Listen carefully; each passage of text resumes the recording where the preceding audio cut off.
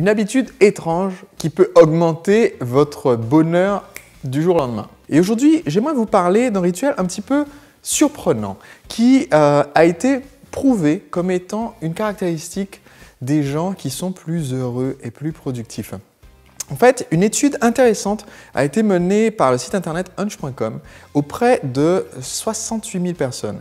Et lors de cette étude, ils ont demandé aux gens, ils ont posé aux gens beaucoup de questions par rapport à leurs habitudes.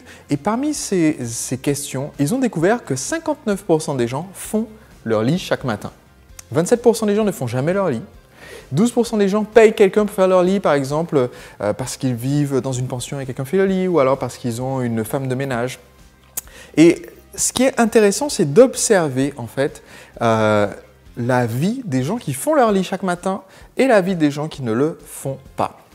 Et quand on observe leur vie et qu'on pose un certain nombre de questions, on s'aperçoit, c'est ce que cette étude sur des dizaines de milliers de personnes a montré, que 71% des gens qui font leur lit chaque matin se déclarent heureux. À l'opposé, 62% des gens qui ne font pas leur lit chaque matin se déclarent malheureux. Autrement dit, la majorité des gens qui font leur lit chaque matin se déclarent heureux, la majorité des gens qui ne font pas leur lit se déclarent malheureux.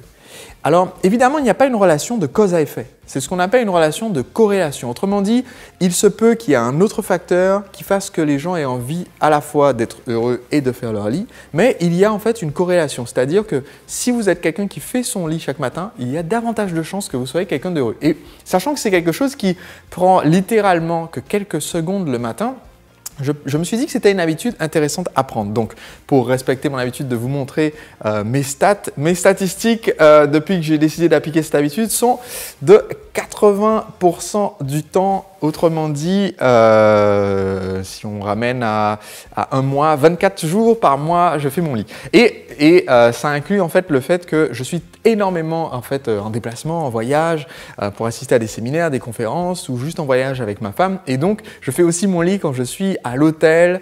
Et les jours en fait où je ne fais pas, c'est souvent parce que Cécile est encore en train de dormir au moment où je me lève. Donc, je marque dans mon appli que ce jour-là, j'ai pas pu.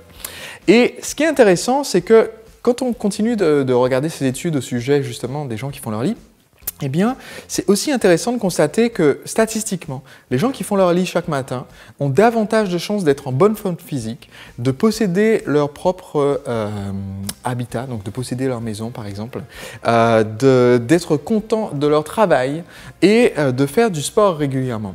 Et en fait, j'ai ma petite théorie sur la raison pour laquelle cette habitude est aussi positive, a un effet aussi positif.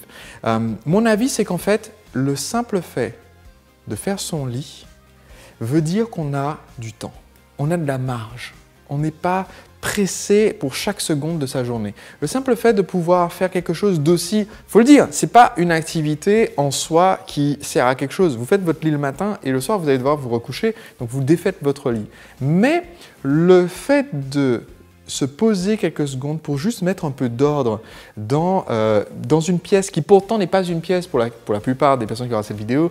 Vous vivez peut-être pas dans un studio et donc vous n'êtes peut-être pas exposé toute la journée face à votre lit à le regarder. Il ne vous rappelle pas en disant « je suis en désordre, je suis dans ton environnement immédiat », mais pourtant le fait de se créer un environnement ordonné aide énormément. Donc, je pense que c'est le fait de se donner ce temps de marge qui fait qu'on respire, on souffle et on est plus heureux. Et vous pourrez constater, même les jours où vous êtes stressé, les jours où vous êtes pressé, si vous prenez le temps de le faire, ça vous indique de façon consciente, en fait, je me suis donné ces 30 secondes, je me suis donné ces 45 secondes pour faire mon lit. Ça veut dire que j'ai quand même cette dose de contrôle sur ma journée et on l'a déjà dit dans d'autres vidéos de cette série, le fait d'avoir le contrôle sur notre vie, c'est aussi un des facteurs qui nous rend plus heureux.